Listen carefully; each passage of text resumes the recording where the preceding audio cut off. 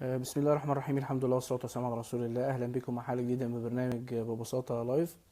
ويعني زي ما اتعودنا احنا هنبتدي ان احنا نعرض كل الأسئلة اللي بتيجي يعني على البيج أو على الواتساب أو كده، ونقدر ان احنا كلنا نستفيد منها إن شاء الله بإذن الله تعالى يعني. طبعا أول حاجة محتاجين نبدأ شوية طبعا بالأسئلة الخاصة برمضان وبأحكام الصيام وكده. طبعا كل سنة وانتم طيبين. لازم نعرف طبعا ان رمضان ده فرصة مهمة جدا جدا لأي حد فينا ان هو يعني يفتح صفحة جديدة مع الحق سبحانه وتعالى. ويكفينا ان النبي صلى الله عليه وسلم يقول: من صام رمضان ايمانا واحتسابا غفر له ما تقدم من ذنبه وما تأخر، ومن قام رمضان ايمانا واحتسابا غفر له ما تقدم من ذنبه. اسف، لفظ وما تأخر دي زيادة مش موجودة. وبالتالي ان عندنا فرصة ان انت تفتح صفحة جديدة، كل المعاصيك اللي قبل كده تفوت يعني. فالواحد محتاج انه يشد شويه، ومحتاجين احنا يبقى عندنا علو همه شويه، والواحد ما ياخدش رمضان يعني زي كل مره يعني. والواحد ما بنيجي نتكلم عن علو الهمه، مش هقول لك علو الهمه عند البني ادمين، لان هقول لك علو الهمه عند الحيوانات. انت عارف ان الحيوانات في هممها مختلفه يعني.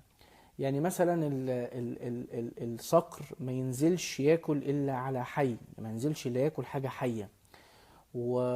والغراب ما ياكلش الا جيفه، ما ياكلش الا حاجه ميته. فتلاقي دايما حتى في فرق بين مسلم والتاني. تقول له انت، يقول لك انا نفسك في ايه؟ تقول لك والله نفسي يا اخي اخش فردوس عاد من الجنه. انا نفسي والله ان انا اكون يعني رفيق النبي صلى الله عليه وسلم في الجنه. ومسلم تاني يقول لك يا اخي طب بس اخش الجنه. بيختلف بقى همة ده عن همة ده. وبالتالي انت لو جيت شفت عمل ده وعمل ده تلاقيهم فعلا برضو مختلفين. ده بيبقى يحاول صف اول، وبيحاول ان هو طبعا يكون يعني دايما سباق للخير وسباق، واي حاجه في الخير تلاقيه موجود. والاخر يعني تلاقيه على سطر ويسيب سطر والكلام ده كله. الاسد ما بياكلش الا لحمه طازجه، يعني لو اديته لحمه مش طازه ما ياكلهاش. فبالتالي حتى الحيوانات فيه هممها مختلفه. فاحنا عايزين نخش رمضان المره دي لا بهمه عاليه كده، كل واحد فينا يحط كل معاصيه كده في صفحه، وكل طلباته في صفحه، يقول لك والله انا هخش بقى رمضان ده ان شاء الله هيكون يعني قماشه تانية ان شاء الله في رمضان ده يعني. فحسبك قول الحق سبحانه وتعالى: يا يحيى خذ الكتاب بقوه. فعايزين نشد شويه ان شاء الله يعني. طيب نتكلم شويه عن بعض الاسئله اللي بتيجي ليها علاقه بالصيام واحكام الصيام والكلام ده كله. نقول يا جماعه ان بعض الناس بتسال هل مثلا الغيبه بتفطر؟ هل مثلا الشتيمة بتفطر؟ هل مثلا إطلاق البصر بيفطر؟ الحاجات دي كلها. فنقول إن المفترات ستة. المفترات ست حاجات تفطرك، و... و... وغيرهم ممكن تكون حاجة حرام لكن ما تفطرش. زي إيه مثلا؟ ست حاجات اللي بتفطرك هم الأكل والشرب والقيء عمدا مش ناسيا. والكلام ده الحكم ده له علاقة بالفرض وبالسنة، يعني صيام رمضان أو صيام النوافل. عشان بعض الناس لما بيشرب أو ياكل غصب عنه في صيام النوافل يقول لك لا أنا كده إيه فطرت. ومعرفش في أحد الفتاوى كده، معرفش طبعا إيه يعني إيه مصدرها، إن لا إن صيام النوافل مختلف عن صيام الفرض. لا يا جماعة، الحديث عام. قال النبي صلى الله عليه وسلم: من نسي وهو صائم فأكل أو شرب فليتم إيه صومه، فإنما أطعمه الله وسقاه. يبقى اذا الاكل والشرب والقيء عمدا هو ده بس اللي يفطر. انما لو ناسي لا، او لو غصب عنك تقيأت غصب عنك برضو ما تفطرش ان شاء الله. الحاجة التانية او الثلاث حاجات التانيين: الجماع والحيض والنفاس. دول الثلاث حاجات اللي هو تفطر بيهم. طبعا الجماع او ما يشمل طبعا ان انت الاستمناء لو حد لا قدر الله يعني مارس العادة السرية وهو صايم. انما لو احتلم يعني نام، فاحتلم شاف حاجة وغصب عنه صحي لقى نفسه يعني عنده مني، ده لا يفطر لأن غصب عنه. فأي حاجة غصب عنك ربنا إن شاء الله بيتغاضى عنها. لكن لو أي حاجة أنت أو ربنا بيغفرها لك، لكن أي حاجة أنت يعني بتعملها بإرادتك عمدا هي دي اللي تفطر. يبقى الأكل والشرب والقيء عمدا والحيض والنفاس والجماع هما دول اللي بيفطروا. طيب النظرة الحرام نقول هي حرام لكن لا تفطر. طيب الشتيمة حرام لكن لا تفطر. اي بقى معصية حرام لكن ما تفطركش. ده بالنسبة للمفطرات الستة. طيب في نوعين بقى من الحالات، اللي زي المسافر، زي المريض، زي الحامل، زي المرضع، زي الكلام ده كله. دول يعملوا ايه وحالاتهم عاملة ازاي؟ اي مسلم في جماعة في رمضان لو أصابوا شيء مؤقت له حكمه، ولو أصابوا شيء دائم له حكمه. لو أصابوا شيء مؤقت يعني الحامل دي مؤقتة، حالتها إنها حامل في يوم من الأيام هتولد، فدي ومش قادرة إنها تصوم، يبقى دي مؤقتة. المرضع نفس الكلام برضو مؤقتة. المريض عنده برد حاجة كده 3 4 أيام نفس الكلام. مرض مش مزمن، مرض مؤقت يعني يرجى شفاؤه كما يقول أهل العلم، حاجة 3 4 أيام كده وبتعدي. المسافر، المريض، الحامل، المرضع، الحاجات دي كلها دول بيقضوا الأيام اللي هم فطروها دي بعد رمضان. إنما اللي مريض مرض مزمن أو حالته دائمة زي الشيخ الكبير في السن، واحد عنده 75 80 سنة ومش قادر يصوم، خلاص الدكاترة يقولوا انت ما عندكش أي مرض بس مش قادر تصوم. او المرأة العجوز، او اللي مريض مرض مزمن زي مثلا حالة متأخرة من السكر، عنده الكبد لا قدر الله وبيغسل كلى، الحاجات دي كلها دي حالات دائمة. في الحالات دول او في الحالة دي محتاج ان هم يخرجوا او يطعموا مسكين عن كل يوم. يبقى انت لو انت الظرف اللي انت فيه زي الرضاعة زي الحمل زي المرض مؤقت زي المسافر، ده لو حالتك مؤقتة بتقضي بعد رمضان الايام اللي انت فطرتها. لكن لو حالتك دائمة زي ما قلنا كده بالنسبة للمريض مرض مزمن أعاذنا الله وإياكم، ده بيخرج عن كل يوم إطعام مسكين. وبالنسبة للحالة الأولانية للمؤقتة دي، عندك من بعد رمضان لرمضان تصوم. لو جه عليك رمضان اللي بعده وما صمتش وما قضيتش اللي عليك، ساعتها يبقى عليك هتقضي برضو بعد رمضان، هي في رقبتك، وهتخرج عن كل يوم مسكين تكفيرا عن انك عديت السنة دي يعني. ده بالنسبة للحالات اللي بيفطر فيها او الكلام ده كله. طيب بعض الناس يعني ممكن يحصل انه جامع زوجته برضا وعمدا وكل حاجة في نهار رمضان، او يحصل طبعا يعني الجماع في نهار رمضان، ده عليه طبعا كفارة، كفارته عتق رقبة، وطبعا ده مش موجود. فإن لم يجد فصيام شهرين متتابعين، يصوم شهرين متتاليين، ولو كسر يوم فيهم يعيد من الأول. فإن لم يستطع، ما بيقدرش على الصيام لأي ظرف من الظروف، فيطعم 60 مسكينا من يعني أغلب طعام أهل البلد يعني.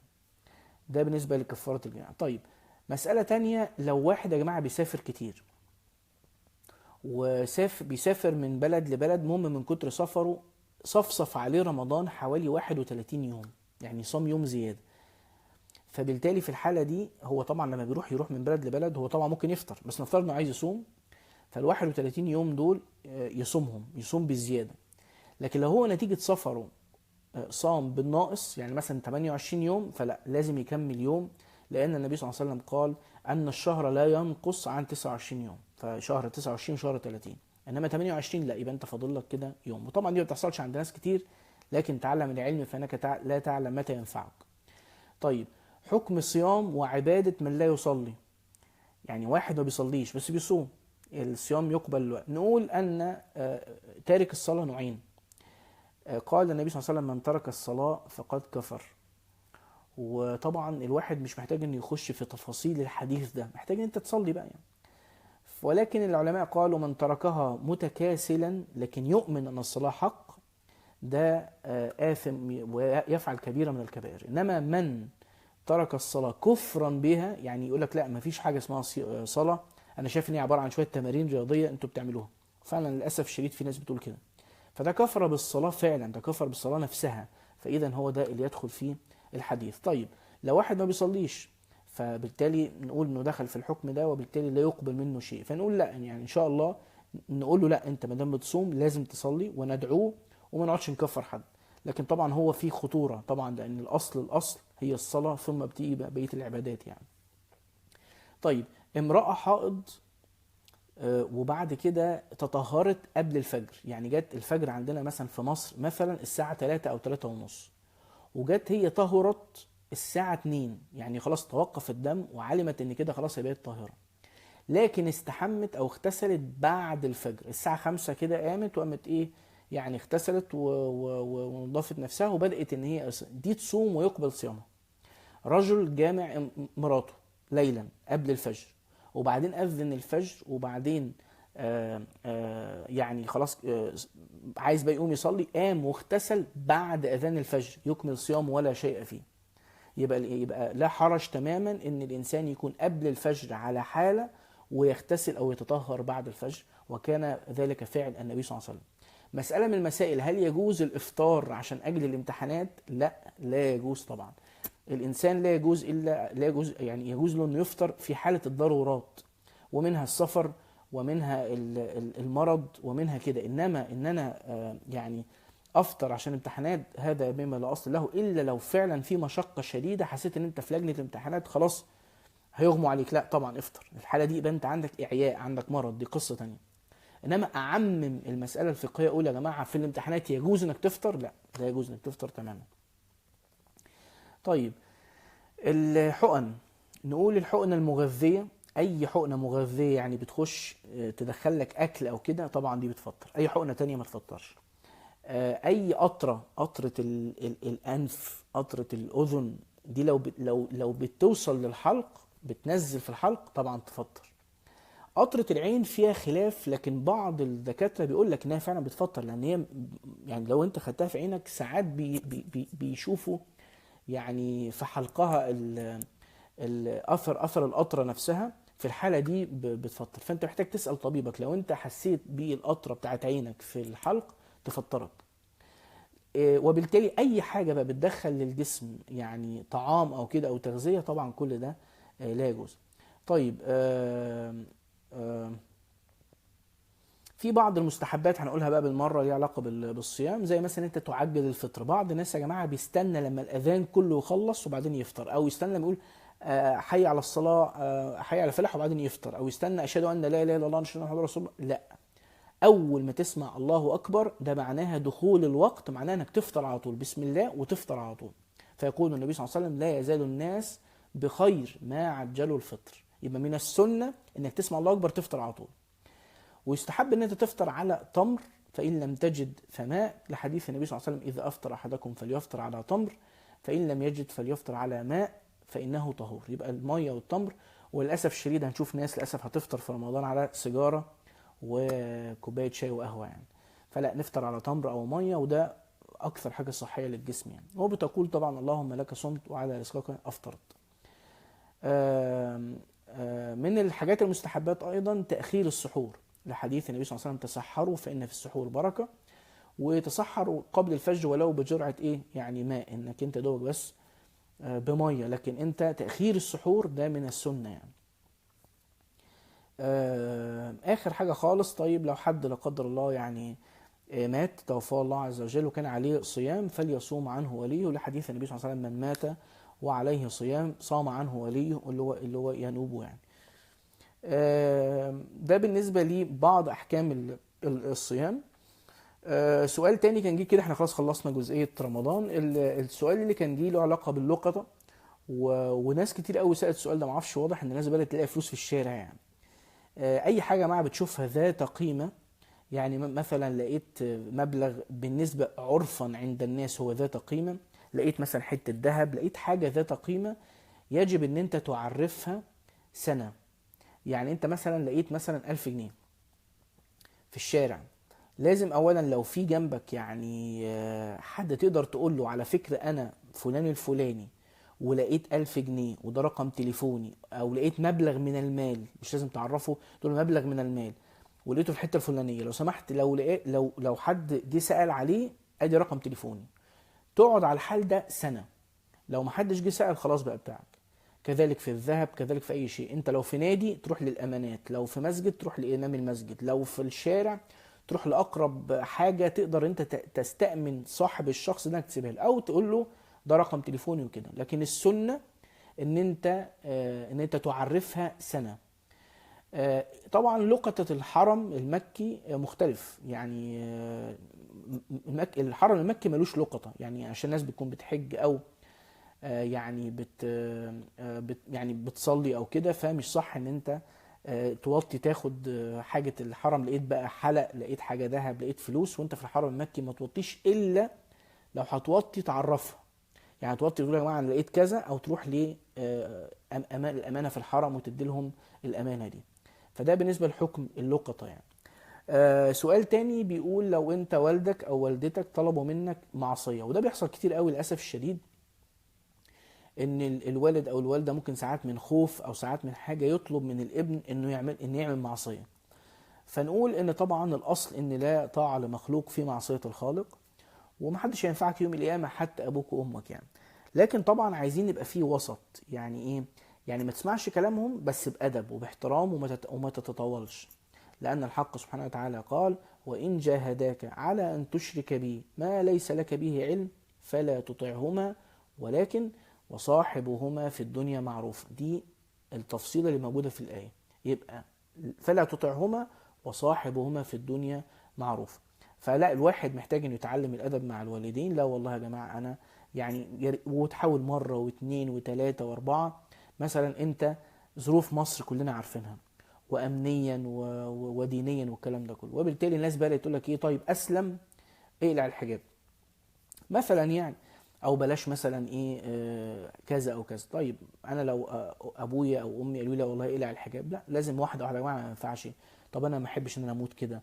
طب انا خايف من غضب ربنا، لا البركه تنزع من حياتي، واسقط في الجامعه واسقط في المدرسه، انا خايف على نفسي، او ان ربنا يبتليني بشر، او اول حاجه ابتدي ان انا اتكلم معاهم بالراحه واخوفهم من اللي انا خايف منه، ولكن واحده واحده، لكن لا اتطاول ولا اقل ادبي ولا اي حاجه من الحاجات دي خالص يعني.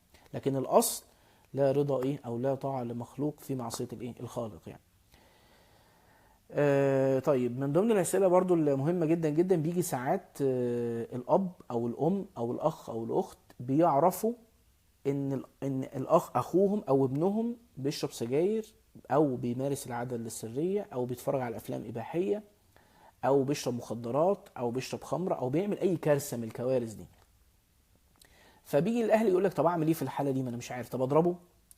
طيب طيب ما هو الضرب، ما هو الولد هيتضرب مره وهيحرم 5 ايام وكده يرجع تاني. طب احبسه؟ نفس الفكره برضه، اول ما باب هيتفتح هيعمل كده تاني. فالحل ان انا لازم ابقى عارف ان كل المعاصي دي هي نتائج مش اسباب.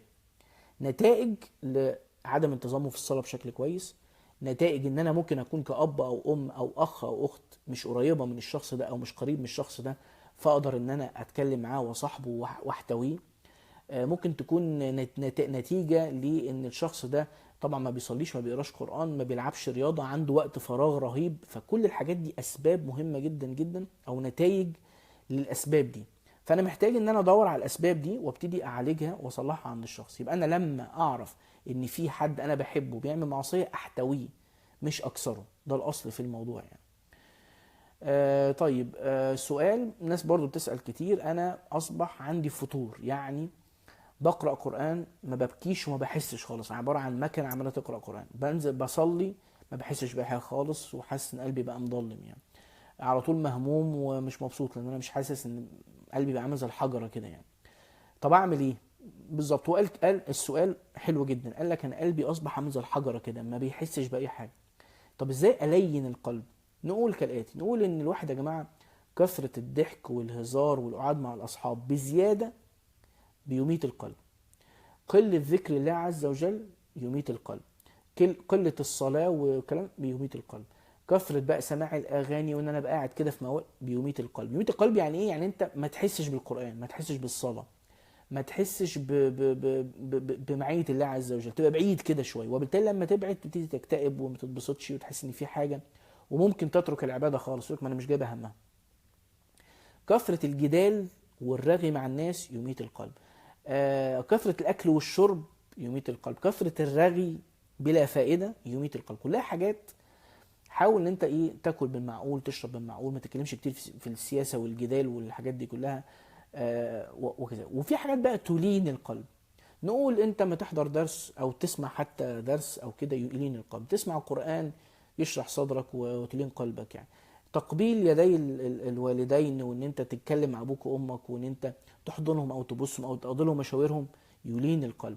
زيارة دور الايتام وزيارة المقابر وزيارة المستشفيات تلين القلب. حاجات كتير قوي انت لما تعملها تخليك ان انت يعني تفكرك يعني تخلي تحس انت قلبك عايز يعيط، عايز يعني فرحان، حابب يعني قريب جدا جدا من الامور دي. فاعمل خير وحاول تعمل الكلام ده. لان يا جماعه المسلم او اي انسان عامل زي العربيه والموبايل، لازم يتشحن ويتحط له بنزين كل شويه. فالانسان كل ما يحس ان قلبه جامد او معاصيه كترت او مش قادر يبطل معصيه، اعرف انت ايمانك قليل جدا ويحتاج الى طاعات وكده، لان الايمان يزيد بالطاعات وينقص بالمعاصي. فالايمان لما بيزيد قوي بيزيد بالطاعات، عمره، رمضان، شادد حيلك انت في العبادات، بتلاقي نفسك انت يعني البطاريه مشحونه وبالتالي وفي بنزين في العربيه. فانسى بقى، يجي لك ابتلاء تبقى راضي، قادر تصبر على الطاعه، قادر تصبر عن المعصيه، قوي في الدنيا. اول ما معاصيك تقل تقل تقل تقل تقل، ايمانك يقل جدا جدا لغايه ما تبقى للاسف الشديد مش قادر، لا قادر تصلي ولا قادر تبطل المعصيه دي، ولا قادر تستحمل لو جالك ابتلاء كسرك، حد مات لك، مرض شديد، سبت شغلك. الكسره دي ما بتقدرش تستحملها لان انت بعيد وبنزينك ضعيف مش قادر، تقوم على طول مقوي بنزينك بالطاعات. لان الطاعات طبعا ايه؟ الايمان يزيد وينقص. فالحق سبحانه وتعالى الناس اللي بتزود طاعاتها جامد بيبقى ولي من اولياء الصالحين. فقال الحق سبحانه وتعالى: الا ان اولياء الله لا خوف عليهم ولا هم يحزنون الذين امنوا وكانوا يتقون لهم البشرى في الحياه الدنيا وفي الاخره لا تبديل لكلمات الله ذلك هو الفوز العظيم. لما انت الانسان محتاج ان هو يشحن يعني.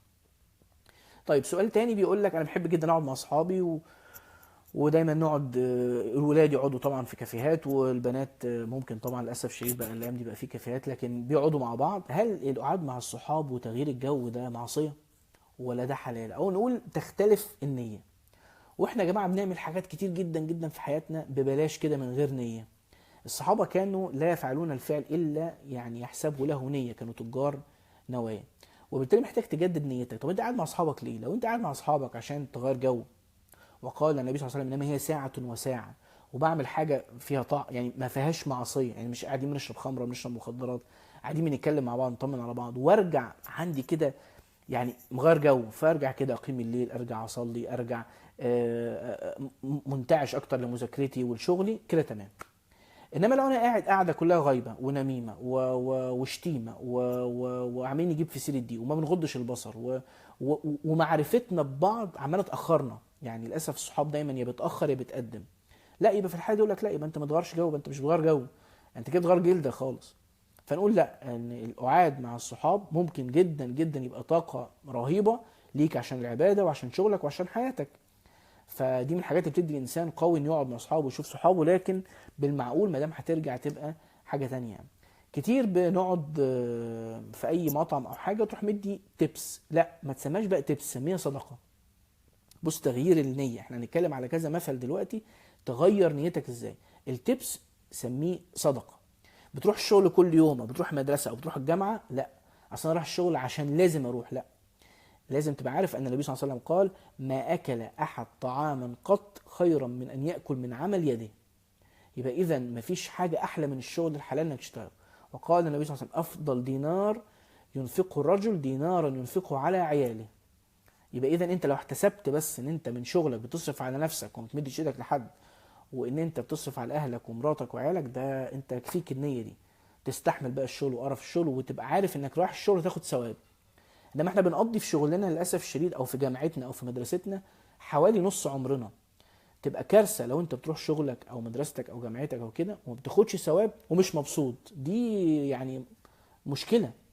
يعني بالتالي انت النهارده لا بتاخد ثواب في شغلك ولا في مدرستك ولا في جامعتك، ولا بتحتسب ان ده طلب علم في الجامعه والمدرسه، ولا بتحتسب ان الشغل ده اطاعه في يعني وانك انت افضل الكسب كسب الرجل من عمل يده، وكمان مش مبسوط، دي كارثه بصراحه. لا، لازم تعيد النظر وتحسن النيه تاني. طيب من ضمن النوايا اللي احنا بناخدها كده، احنا كمصريين وعرب احنا جدعان قوي مع اصحابنا، لكن لازم ان احنا نحتسب النيه. حد طلب منك خدمه، انت ما تعملهاش من باب الجدعنه والاصول والعيب عند الناس، اعملها من باب قال النبي صلى الله عليه وسلم: ان الله عز وجل في عون العبد ما دام العبد في عون اخيه. يكفيك يا عم الحديث ده ان ربنا هيعينك في الدنيا وفي الاخره، زي ما احنا بنقول كده مصر كمصريين ايه، هيوقف لك ولاد الحلال، ويوم القيامه ان شاء الله بقى تبقى انت ليك البشرى ان شاء الله. فاحتسب النيه دي، بلاش تبقى جدعنه، خليها انت في عون العبد، عون اخيك ما دام ان الله عز وجل سيكون في عونك ما دام انت في عون اخيك. طيب بنلبس حلو وكده عشان للاسف البراندات وكده، عشان نبقى بنعجب بعض، وان الناس بتقيم الناس عشان خاطر من الظاهر. لا، ان النبي صلى الله عليه وسلم يقول ان الله يحب ان يرى اثر نعمته على عبده. يبقى ناخد النية دي، وان الله جميل يحب الجمال. يبقى ناخد النية دي، البس كويس من منطلق ان انا لا، انا ربنا انعم عليا، احب ان ربنا، ان الناس تشوف نعمة ربنا عز وجل عليا.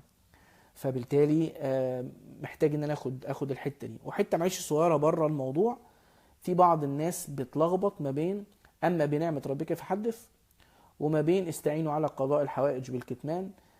طب اعمل ايه في دول؟ ايه الفرق بين دول؟ اقول يا جماعة ان انت قبل ما تعمل الحاجة كتم. بتشتري حاجة، بتطلع عمرة، خاف من الحسد وكل حاجة، كتم. لكن اول ما يحصل الحاجة، خلاص خدت الفيزا، خلاص اشتريت العربية، خلاص اشتريت الشقة، قول اما بنعمة ربك فحدث. لكن قبل ما تعمل الحاجة كتم. انت ليه تقول الحاجة ما حصلتش اصلا؟ فده الفرق بين الحديث والآية دي، لان بعض الناس بتتلخبط، اقول ولا ما اقولش؟ قبل ما تحصل ما تقولش، حصل قول. دي قصة بره اللي احنا بنتكلم فيه. نرجع تاني مسألة النية. احنا بنقعد مع اهالينا يا جماعه من باب العيب برضو، ومن باب ان ما ينفعش ما اقعدش مع اهلي، ولا من باب ان انا اعادي مع امي احتسبه انه بر والدين، واعادي مع ابوي مع خالاتي وعماتي احتسبه ان هو صله رحم، ولا يدخل الجنه قاطع رحم، وان من اراد ان يبسط له في رزقه وينسأ له في اثره فليصل رحمه، واقعد احتسب النوايا دي. يبقى بالتالي كل دي حاجات محتاج انت تشقلب حياتك شويه من تجديد النيه يعني. طيب سؤال طبعا مكرر جدا جدا، اخر سؤالين سريعا. السؤال الاولاني بيتكلم على ناس كتير يا جماعه مع معصيه في التانية في التالتة بيروح رامي الفوطه، يقول لك لا والله انا شايف ان انا كده ما عنديش دم بصراحه، اصل انا المعصيه دي عملتها 3 4 مرات وتوبت عنها 3 4 مرات، فانا بصراحه مكسوف قوي ان انا ارجع واتوب. السؤال ده مكرر جدا، على الرغم ان يعني معظم الدعاء بتتكلم عنه ومعظم الناس بتتكلم عنه، لكن واضح ان هو الشيطان هو ده اللعبه الاساسيه اللي بيلعبها. انت النهارده عملت معصيه معينه، تبت وحسيت ان انت ندمان، بدات تصلي وتقرب من ربنا، وفي لحظه ضعف كده جه الشيطان ضحك عليك تاني في نفس المعصيه، قمت انت تبت برضه ورجعت، وبعدين ضحك عليك تالت، فانت عملتها خلصت. وبعدين بدات تحس انت ايه، بدات بقى تستمر في معصيه، وبدات تقول ايه، هو انا بصلي ليه؟ ما هو انا كده برضه ما انا اكيد ربنا مش هيتقبل مني. فبدا يترك الصلاه، وكده شكرا بدا بقى الشيطان ايه، ممكن فعلا لو تركت الصلاه والحبل بدا يتكر ممكن جدا يكفرك، يقول لك انت كده كده يا ابني ما في النار، فانت ما هتعبد ربنا ليه يعني؟ وبعدين ما هو ربنا عز وجل لو بيحبك ما كانش اصلا سابك تعصيه كده. ربنا اكيد ربنا بيكرهك، وبتيجي تسمع انت الالفاظ دي. فتعالى بقى نلعب، او تعالى نتكلم ونشوف اللعبه دي اللي بيلعبها الشيطان دي عباره عن ايه. بصوا يا جماعه، كل ابن ادم خطاء، حديث كلنا عارفينه، واصغر طفل فيك يا امه الاسلام حافظ، كل ابن ادم خطاء. مفيش بني ادم على وجه الارض ربنا خلقه ما بيغلطش. الفرق هنا بقى في الجمله الثانيه من الحديث، وخير الخطائين التوابون. يبقى اذا تاني للمره مليون قلناها كتير، ان الانسان المسلم يعصي ويتوب ويعصي ويندم ويتوب ويعصي ويندم ويتوب، يكتب عند الله أواب كثير الرجوع إلى الله. إنما يعصي ولا يتوب، ويعصي ويتكسف إنه يرجع، ويعصي ويتكسف إنه يرجع، يكتب عند الله عاصي. يبقى إذا فرق كبير جدا بين أواب كثير الرجوع إلى الله، ودي معظم أهل الصلاح، وبين الشخص العاصي. فالحق سبحانه وتعالى يقول أكثر آية فرحا في القرآن على كما يعني وصفها أهل العلم، قال الحق سبحانه وتعالى قل يا عبادي الذين أسرفوا، يعني ما سابوش معصية اللي عملوها، لا تقنطوا من رحمة الله إن الله يغفر الذنوب جميعا إنه هو الغفور الرحيم. يبقى دي الآية. والنبي صلى الله عليه وسلم يقول قال الحق سبحانه وتعالى أذنب عبدي ذنبا ثم علم أن له رب يأخذ بالذنب ويغفر، يعني تاب ورجع وكده، قد غفرت لعبدي. ثم أذنب عبدي ذنبا، عمل نفس الذنب تاني، ثم علم أن له رب يأخذ بالذنب ويغفر، رجع تاب تاني، قد غفرت لعبدي. وفي الثالثة نفس الكلام، أذنب عبدي ذنبا فعلم أن له رب يأخذ بالذنب ويغفر، قد غفرت لعبدي. في الرابعة يقول الحق سبحانه وتعالى فليفعل عبدي ما شاء. خلاص كتب عند الله أواب، كل ما يعمل المعصية دي هيرجع وهيتوب وهيندم، وفي يوم من الأيام هيبطلها. يبقى إذن الشاهد من الكلام إن الإنسان الشيطان بيلعب مع اللعبة دي اللي هي لعبة ما بعد المعصية.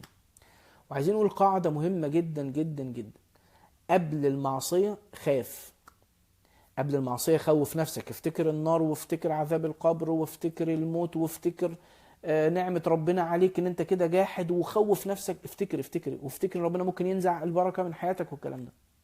بعد المعصية اوعى تقنط في رحمة الله عز وجل. يعني بعد المعصية خلاص انت يعني استغفر ربنا عز وجل وستجد ان شاء الله غفورا رحيما يعني. اخر سؤال برضو معاد جدا جدا جدا، بيتكلم على ازاي اختار العريس وازاي اختار العروسة، وايه الاسئله اللي ممكن اسالها للعريس. نقول يا جماعه ان يعني العريس او الشخص اللي جاي يتقدم لي، لو انا بكلم البنات، الشخص اللي جاي يتقدم طبعا البنات واهلها، الشخص يا جماعه اللي جاي يتقدم ده شخص انا هديله بنتي، وحضرتك انت هتبقي مراته، هيشيل اسم ولادك، هتديله حريتك، هتديله حياتك، هتديله جسمك. الشخص ده مش هينفع تخرجي من البيت الا باذني، مش هينفع ان انت تصومي النوافل الا باذني، مش هينفع تاخدي حريتك تاني وتطلقي الا باذني. يبقى اذا انا لما ادي الامانه دي لحد لازم اديها لعبد يكون يتقي الله عز وجل فيا، فلازم ابتدي اساله عن صلاته واخبارها ايه، بيصلي في المسجد ولا لا، بيقرا القران ولا لا، باين عليه ان هو ابن ناس ومحترم وهيتقي الله عز وجل فيا ولا لا. لازم اشوف حنين ولا لا، يعني شخص عنده مش حنين بالمعنى انه فرفور يعني، لا حنين يعني راجل، يعني مش هيضربك. ودي ممكن تتقاس بعلاقته بأمه، وتتقاس بعلاقته بأبوه، بطريقة كلامه معاهم، بتتقاس بتعامله معاكي، مع أول اختلاف هيعمل ايه، الحاجات دي كلها. وشخص يكون كريم، ودي حتة مهمة، لأن أنا حد بنتي أو حضرتك هتتجوزي حد هيصرف عليك، فلازم يكون شخص كريم، ما يقعدش يلودك عشان تاخدي منه مبلغ يعني. فدي 3 صفات مهمين جدا جدا في الشخص اللي انا هديله كل الحاجات دي: الكرم، تقوى الله عز وجل، ويكون شخص عنده رحمة او حنين يعني.